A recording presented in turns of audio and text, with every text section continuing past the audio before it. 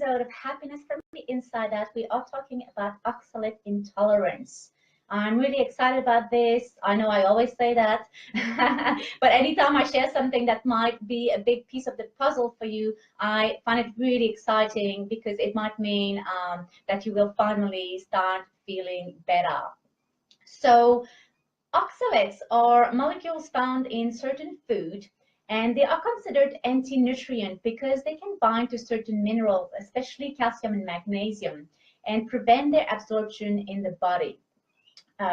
Oxalate can cause a lot of issues in the body, especially if you have gut issues and the wrong bacteria in your gut, and if you have a leaky gut. And the reason for that is that oxalates are meant to stay in your gut, be digested by certain bacteria, especially one that's well known is Oxalobacter formigenes, which is really often wiped out by antibiotic. And if you're lacking this bacteria, and there's a few others as well, then you don't have the ability to digest the oxalates, which means that they can cause a lot of issues in the body. If you have a leaky gut, the oxalates, instead of staying in your gut, can actually be absorbed into your blood and then go through your body and lodge in various area, like in your joint, which can cause a lot of pain, in certain organs as well. The thyroid is a classic. Actually, I had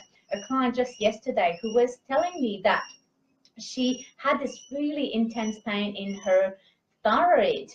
And then she realized that when she stopped drinking almond milk, which is very high in oxalates, the pain completely went away, which I found really fascinating. And of course, I suggested to her, as soon as she said this, I thought straight away oxalates.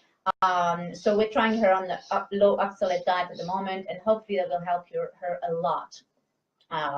So in terms of other symptoms, you can have headaches, or another big one, lymphedema, which is probably not something you talk about quite as much, but it's actually quite common in women, and it's very difficult to treat, and oxalates can be one of the reasons for this.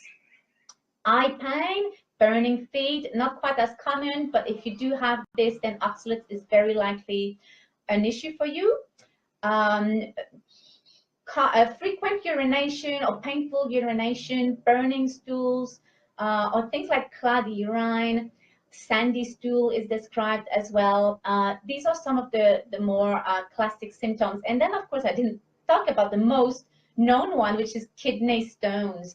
Kidney stone is pretty much the only one that's recognized by the medical community as people having an issue with excess oxalates. But it's not known that oxalate can cause a lot of other issues in the body. But certainly if you have a history of kidney stones in your family, then it should kind of be a ringing bell that maybe oxalate can be an issue for you. And there's actually two different ways you can have a problem with oxalate. So either you're eating too many high oxalate food, and we'll come to that in a minute, but you can also produce too much in your body. That can be due to your genetics. Some people have low vitamin B6, especially people who have something like pyroluria or pyrrole disorder would have this low vitamin B6. I think these are the main thing in terms of producing excess oxalates in your body. Now, if we talk about the food that are high in oxalate, you might be a little bit surprised here. So I find a lot of people who try very hard to have a really healthy diet will end up with a very high oxalate diet. And so we're talking about kale, spinach, Swiss chard, all of the grains that we often throw into a green smoothie are very high in oxalate. Now, in terms of the lower oxalate option, because I know people who do that because they're trying to eat healthy, they want these healthy greens, which is great, but there are some much better options. Things like dinosaur kale, which is the darker kind of pointy sort of kale. It's much lower in oxalates. Turnip greens, bok choy, these are much better options. Often as well, cooking them, especially boiling them, can get rid of a lot of oxalates in the water. Now, beetroots is another one that's very high in oxalate. Kiwis, blueberries, and strawberries as well, unfortunately. Carrots is not excessively high. You can lower the oxalate by boiling them again, but when you eat them raw, they're actually really high in oxalates. Celery is another big one.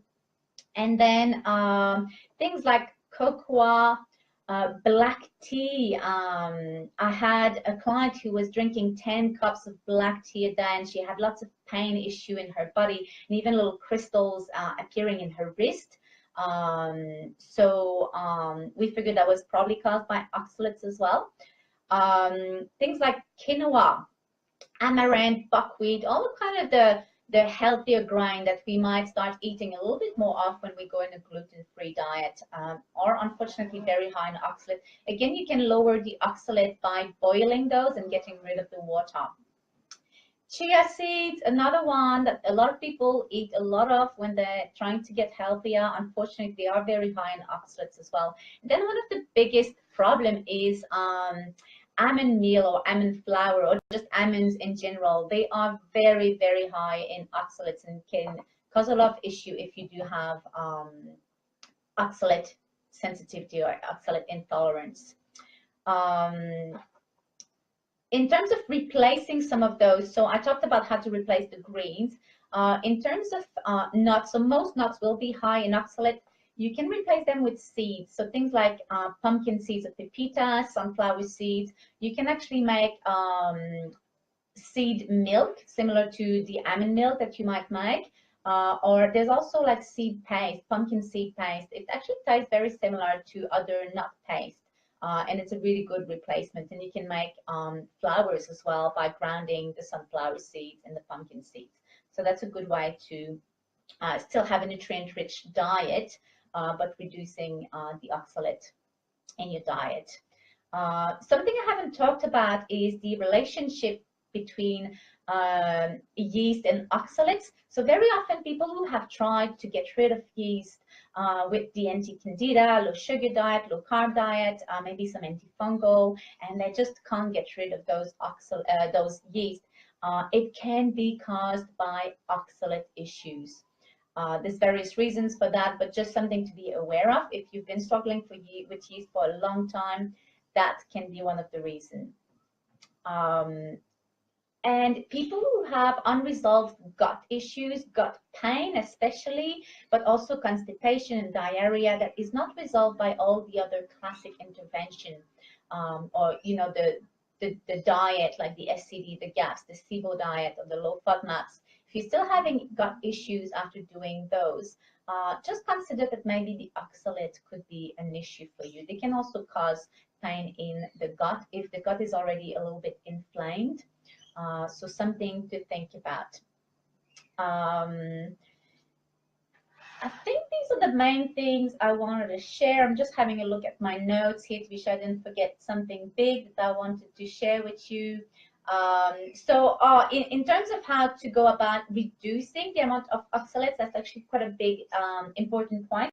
So you need to reduce very slowly, and the reason for that is that you can have something called dumping, which means that your body is very clever.